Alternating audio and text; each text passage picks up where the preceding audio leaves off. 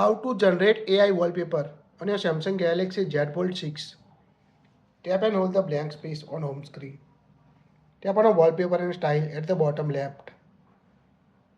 Now tap on a change wallpapers. Here you can see the creative option. Tap on it. Now tap on a option. Here you can see different category wallpaper like imaginary, night, painting, terrain, mineral, luminous. Select the wallpaper you want to create AI wallpaper. Here we select the night option. Now here you can add the option.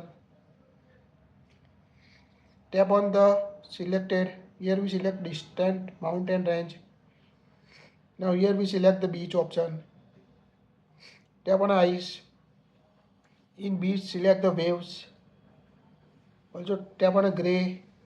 Select the color blue. Now tap on a generate option at the bottom right to generate AI wallpaper on your Samsung Z Fold 6 and other Samsung device. Now you can see it will automatically create the wallpaper.